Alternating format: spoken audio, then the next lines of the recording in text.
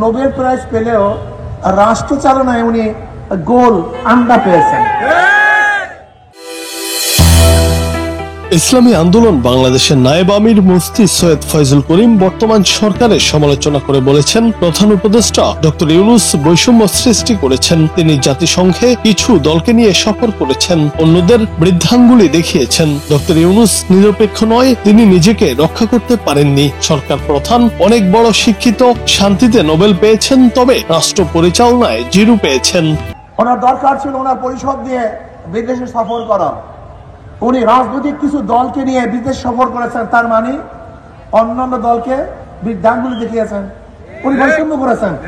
উনি এখন আর বৈষম্যহীন নয়, উনি নিরপেক্ষ নয়, উনি অনেক বড় শিক্ষিত, নোবেল প্রাইজ পেয়েছেন, নোবেল বিজয় হয়েছেন শান্তিতে।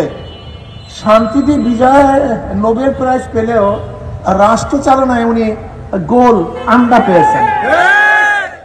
গতকাল বৃহস্পতিবার বিকেল 5:30টার দিকে ফরিদপুরে ইসলামী আন্দোলন বোয়ালমারী উপজেলা শাখার আয়োজনে চৌরাস্তার মোড়ে গণসমাবেশে প্রধান অতিথির বক্তব্যে তিনি এসব কথা বলেন।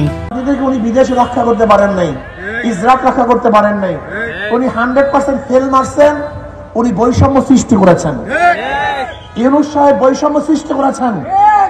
ফয়জুল করিম বলেন, দেশে কিছু দালাল জরিপ প্রতিষ্ঠান রয়েছে, তারা তাদের খেয়াল খুশি মতো রিপোর্ট প্রকাশ করেন, প্রকৃত চিত্র তারা প্রকাশ করেন না। তারা রিপোর্টে লেখেন নির্বাচনে ইসলামী আন্দোলনের কোনো ভোটই নেই, মানে কোনো পার্সেন্টেজ নেই। জরিপকারীরা আসলে দালাল।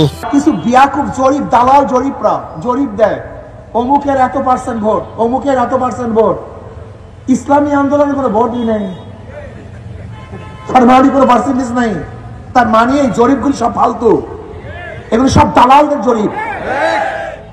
তিনি বলেন, গত 5 আগস্টের পরেই আমরা দেখেছি একটি রাজনৈতিক দল সন্ত্রাসী ও চাঁদাবাজি কর্মকাণ্ডের মধ্য দিয়ে সাধারণ মানুষকে অতিষ্ঠ করে তুলেছে। আজ আমরা সবাই সামিল হয়েছি দেশে ইসলামিক রাষ্ট্র কায়েমের জন্য। এর মধ্য দিয়ে আলেম সমাজ রাষ্ট্র ক্ষমতায় গেলে দেশের মানুষ দুর্নীতিমুক্ত হতে পারবে, কোনো বৈষম্য থাকবে না, শিক্ষা, স্বাস্থ্য, বাসস্থান সবার জন্য সমানভাবে নিশ্চিত করা হবে, সব ধর্মের মানুষ নিরাপদে থাকবে। সর্বশেষ তিনি আগামী জাতীয় সংসদ নির্বাচন যে কোনো মূল্যে পিআর পদ্ধতিতে করতে হবে বলেও জানান।